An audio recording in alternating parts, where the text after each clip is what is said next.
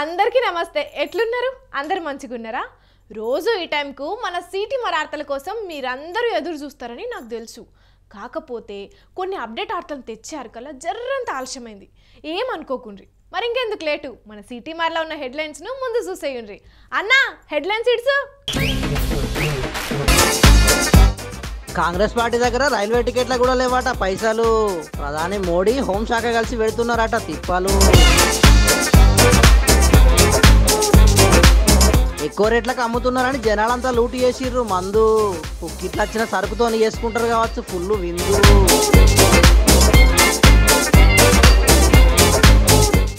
మనుషులను కాపాడే రోబోం తయారు చేసిర్రు శాస్త్రవేత్తలు. అసలు కుక్కలకే పోటీ ఇస్తున్నాయి రోబో కుక్కలు.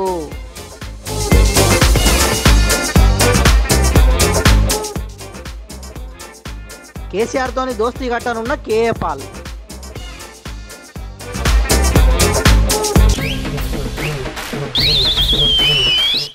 130 ఏళ్ల చరిత్ర ఉన్న కాంగ్రెస్ పార్టీకి ఇప్పుడు మస్తు కష్టం వచ్చిందుల్లా.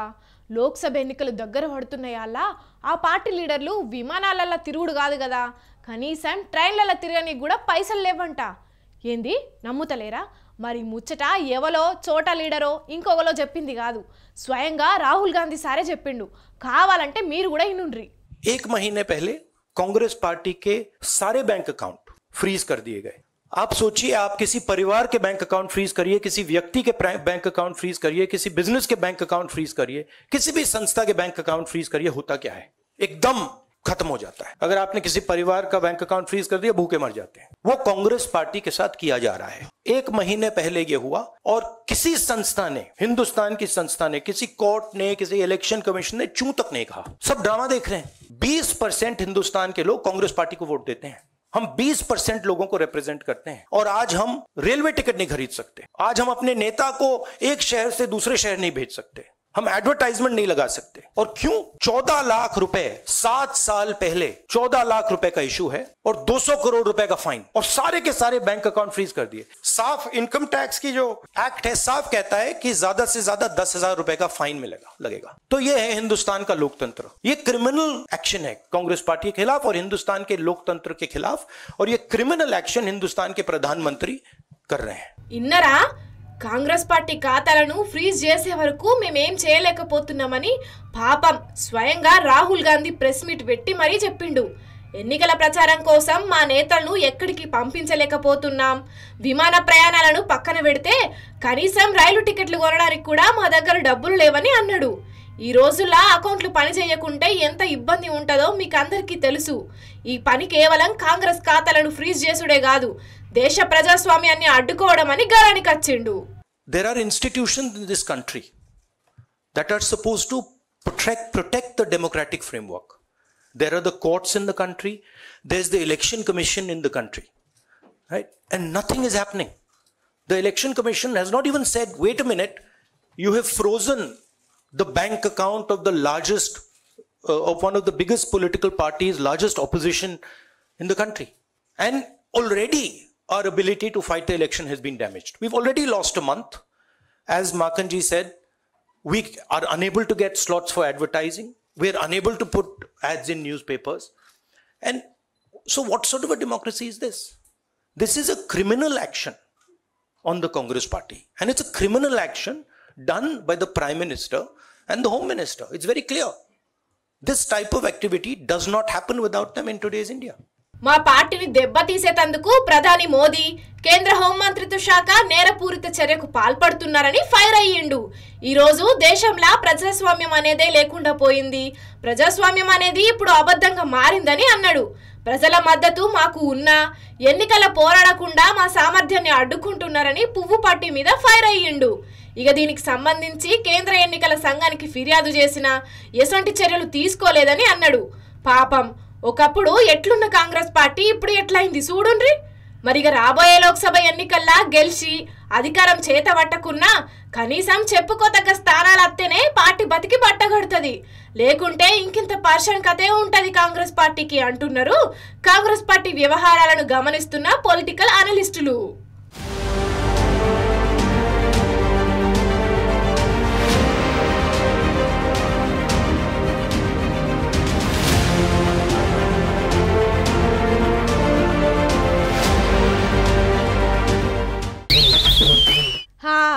మామూలుగానైతే మందు షాపుల దగ్గర ఎక్కువ శాతం మొగోళ్ళే కానొస్తుంటారు, అంతే కదా.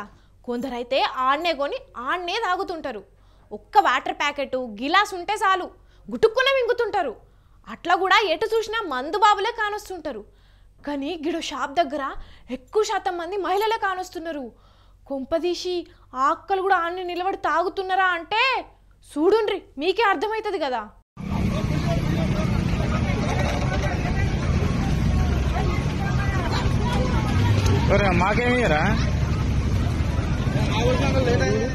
వామ్మో, అక్కలు చాలా మంది వైన్స్ కొచ్చిండ్రు కదా. మరి ఇంతమంది ఈయనే తాగుతారా లేకపోతే పార్సిల్ తీసుకుపోతారా? అగో కొందరు కాటర్లుగా ఉనుకోబోతున్నారు. అయినా కూడా షాపు నిండా ఆడోళ్ళే ఉన్నారు. అంటే ఇవాళ ఈ బరండి షాపుకు బగ్గర గిరాకీ అవుతుంది అనుకుంటుండ్రా? గిరాకీ లేదు, పాసు లేదు. వీళ్ళంతా మందు కొలతందుకు రాలేదు, కొట్టుకుపోయేతందుకు వచ్చిర్రు.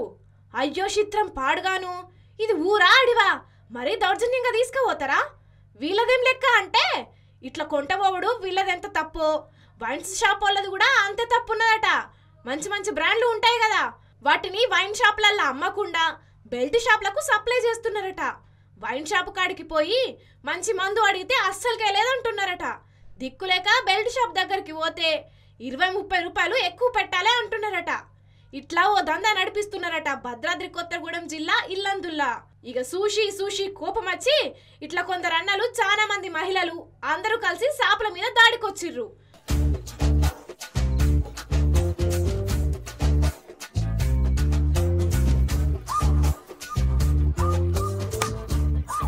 అన్నట్టు ఈ ఒక్క షాపే కాదు, మొత్తం 4 షాపులకి వచ్చి లొల్లి చేసి మందు కూడా ఎత్తుకపోయినరు. దీని మీద ఇప్పుడు పోలీసులు కేసు రాసుకొని ఎంక్వైరీ చేస్తున్నారట. కానీ వైన్ షాప్ వాళ్ళకైనా గంత కకృతి ఎందుకు? అట్లా బ్లాకులు అమ్మి తాగేటోళ్ళను ముంచుదామనా? వాళ్ళు సూషి ఇంత పని చేసే ఇప్పుడు ఇజ్జత్ పాయనా? అయినా అక్కలు మీరు కూడా ఇట్లా కాటన్లు ఎత్తుకపోకుండా పోలీసులకు కంప్లైంట్లు ఇస్తే వాళ్ళే చూసుకుంటారు కదా. ఎవరిని ఏమైనా తట్టలేదు పోన్రి. అందుకే మొదలు తప్పు జరగకుండా చూసుకుంటే బెస్ట్. ఏమంటారు జనాలు? అన్నట్టు ఇది చూసి ఇట్లనే ఎక్కువ రేట్లకు మందమ్మే షాపుల మీదికి పోకుండ్రి సుమి. ఏమన్నుంటే పోలీసులకు చెప్పుండ్రి, సరేనా?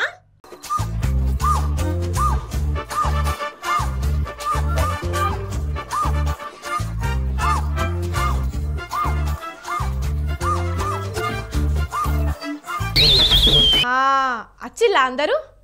ఓకే ఇట్లా వచ్చిర్రు చూడు, ఇది హైలైట్. మీకు ఇచ్చిన మాట ప్రకారం ఇక కడమ వార్తలన్నీ కూడా ఇసుమంత టైం కూడా వేస్ట్ కాకుండా ఆర్తలన్నీ వరుస పెట్టి చెప్తా పాండ్రి.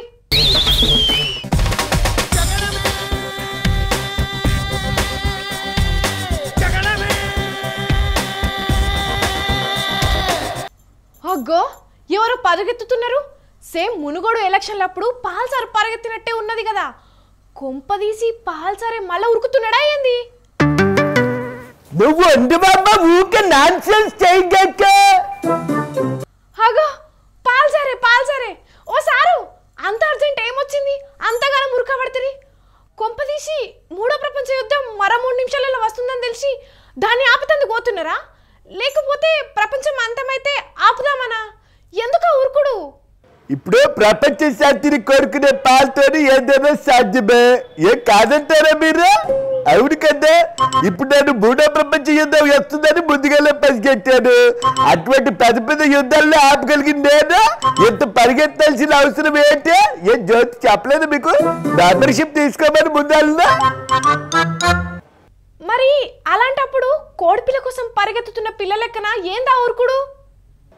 చూడమ్మా, నువ్వు గడి పిల్లలకో ఎడ్డు పిల్లలకో లేకపోతే నల్లపిల్లి తెల్లపిల్లి నీకు తోచింది అనుకో, నేను త్వరలో కేసీఆర్ని కలవబోతున్నా. తెలుసా నీకు? సంగతి తెలీదు. అందుకే నేను ఇంత ఆలస్యపడి పరిగెడుతున్నాను. తెలుసా నీకు? తెలీదు. ఏం మాట్లాడుతావమ్మా నువ్వు? నీకు విషయం తెలుసా? ఒక్క నిమిషం కూడా నేను టైంను వృధా చేయను. అదో నువ్వు పిలిచావు కాబట్టి ఆగినట్టే. ఏంది? కేసీఆర్ సార్ దగ్గరికి మీరు పోతున్నారా? కొంపదీసి బీఆర్ఎస్ తో పొత్తు పెట్టుకుంటారా ఏంటి? ఇప్పుడు ఎవరితో నేను పరిచయాలు పెంచుకోవాల్సిన అవసరం లేదు. ఎవరికైనా నా పరిచయాలు కావాలి. నేను 195 దేశాలు తిరిగాను. 195 దేశాల్లో ప్రపంచంలో ఉన్నటువంటి ప్రతి ఒక్క ప్రెసిడెంట్ నాకు స్నేహితుడే. ఇది కాదంటారా? అలాగే లేదు, ప్రతి ఒక్కరు నాకు బాగా కాల్చారు. నీకు కావాలంటే చెప్పి ఇప్పుడు ట్రంప్ తో మాట్లాడబెట్టావా, యువకతో మాట్లాడబెట్టావా, బైడెన్ తో మాట్లాడబెట్టావా చెప్పి ఇప్పుడే కాల్చేస్తారు. జ్యోతి వద్దు సార్, మీ పరిచయాల గురించి ప్రపంచం అంతా తెలుసులేండి. మరి పొత్తు కాకుండా ఇంకా దేనికి పోతున్నారు కేసీఆర్ సార్ దగ్గరికి? ఆయనే మీతో పొత్తు పెట్టుకుంటా అన్నాడా? ఆయన అనలేదు, నేనే ఆయనకు ఓపెన్ ఆఫర్ ఇచ్చాను. కావాలంటే సాక్షి జ్యోతి ఉంది, జ్యోతితో మాట్లాడండి. ఇప్పుడున్నటువంటి ఎంపీ ఎలక్షన్ లో కేసీఆర్ గారు గెలవటం అనేది అసాధ్యం. ఒకవేళ ఆయన గెలవాలంటే అది కేవలం నాతోనే సాధ్యం. అది వరకు ఎవరికి చెప్పాలనేది నా తాపత్రయం. అమ్మ బాబోయ్, ఇది పెద్ద బ్రేకింగే. అంటే మీరు సపోర్ట్ చేస్తే బీఆర్ఎస్ పార్టీ గెలుస్తుంది అన్నట్ట? అంతే కదా మరి. ఎన్ని సీట్లు గెలుస్తుంది సార్ మీరు సపోర్ట్ చేస్తే? ఇప్పుడు చూడమని ఒక్కటే క్లియర్ గా చెప్తున్నాను, బాబు మోహన్కు బీఆర్ఎస్ పార్టీ సపోర్ట్ ఇచ్చిందనుకో, నేను బీఆర్ఎస్ పార్టీకి సపోర్ట్ ఇచ్చి వాళ్ళను 12 స్థానాల్లో గెలిపించే బాధ్యత నాది. నేనేమంటున్నానంటే ఒక్క స్థానంలో మాత్రం మీరు మాకు సపోర్ట్ చేయండి, మిమ్మల్ని 12 స్థానాల్లో మేము నిలబెడతాం, గెలిపించుకుంటామని చెప్తున్నాను. ఈ ఆఫర్ ఏదో చాలా బాగుంది కదా సార్. అంతే కదా, నేను కేసీఆర్ గారికి ఇచ్చేది. మరి అంత బలం ఉన్న మీరు ఆ 12 సీట్లేదో మీరే పోటీ చేసి గెలవచ్చు కదా.